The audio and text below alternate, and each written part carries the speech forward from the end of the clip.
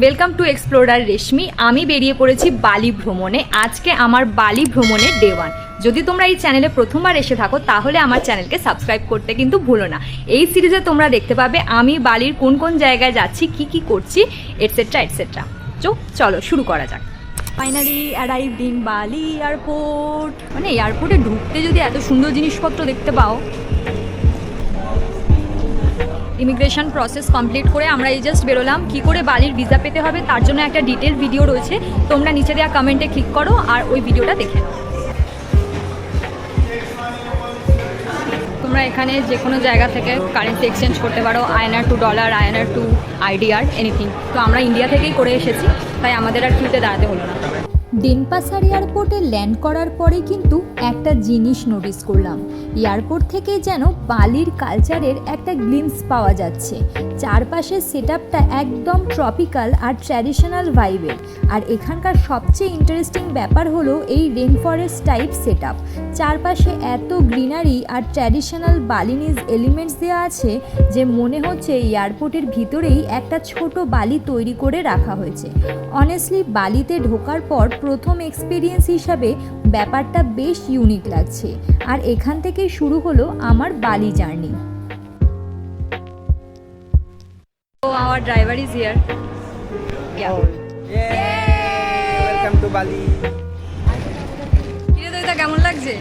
বেশ ভালো লাগছে এখনো। এবার বালি ভাইবসটা এসছে মনে হচ্ছে ফাইনালি বালিতে ল্যান্ড করে বালি ভাইবসটা ফাইনালি এসেছে গাঁদা ফুলের মালা পরে। নাও আমরা আমাদের গাড়ি খুঁজছি। এয়ারপোর্ট থেকে হোটেলের দিকে যাওয়ার সময় চোখে পড়ল একটা হিউজ স্ট্যাচু। এটা ঘটোৎকচের স্ট্যাচু। আসলে বালিতে এসে মহাভারতের এমন একটা সিন নিজের চোখের সামনে দেখতে পাবো সেটা অনেস্টলি ভাবিনি। মানি এক্সচেঞ্জ করবো, USDটা IDR এ কনভার্ট করবো।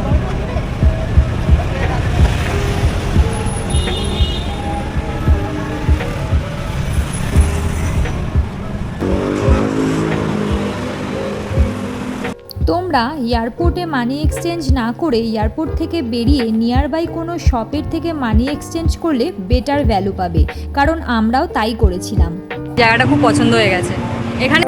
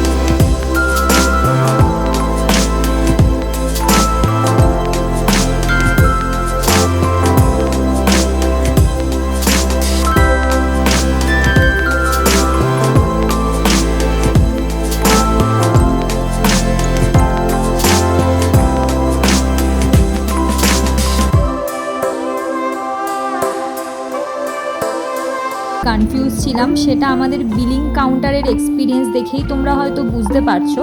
কিন্তু তাতে কি, এখানে মোটামুটি সব কিছুই কিন্তু ভেরি রিজনেবল। এরপর আমরা ডিনার করার জন্য চলে গেছিলাম তামান দেদারিতে। এই রেস্টুরেন্টটা কিন্তু ইনস্টাগ্রাম ভাইরাল রেস্টুরেন্ট।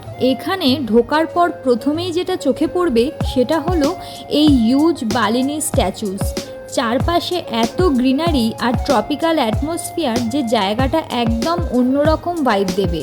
আর অনেস্টলি বলছি, ছবিতে যতটা সুন্দর দেখেছিলাম সামনে থেকে জায়গাটা তার থেকেও অনেক বেশি ইমপ্রেসিভ। আর যখন এই জায়েন্ট স্ট্যাচুসগুলোর মাঝখান দিয়ে হেঁটে যাচ্ছিলাম তখন মনে হচ্ছিল যেন বালির ট্র্যাডিশনাল কালচার আর নেচার দুটো একসঙ্গে এক্সপিরিয়েন্স করছি। আমরা তো রাতের বেলা এসেছিলাম, কিন্তু তোমরা যদি দিনের বেলা আসো তাহলে খুব সুন্দর ভিউ পাবে। এরপর ছিল খাওয়া দাওয়ার পালা। আমরা তো ভালোই অপশানস পেয়েছিলাম। প্লাস সারাদিনের জার্নির পর আমাদের এতটাই খিদে পেয়েছিল, আমরা তো অলমোস্ট 4 থেকে 5 রকম আইটেম অর্ডার করে দিয়েছিলাম। আমি নিয়েছিলাম পেস্তো পাস্তা, আর তাছাড়াও আদার্সরা যা নিয়েছিল তার সাথে কিন্তু রাইস কমপ্লিমেন্টারি ছিল। সবকটাই এখানে চিকেন ডিশ ছিল, তো তোমরাও এখানে এলে এই ডিশগুলো ট্রাই করতে পারো। খাওয়া দাওয়া হেভি হলো।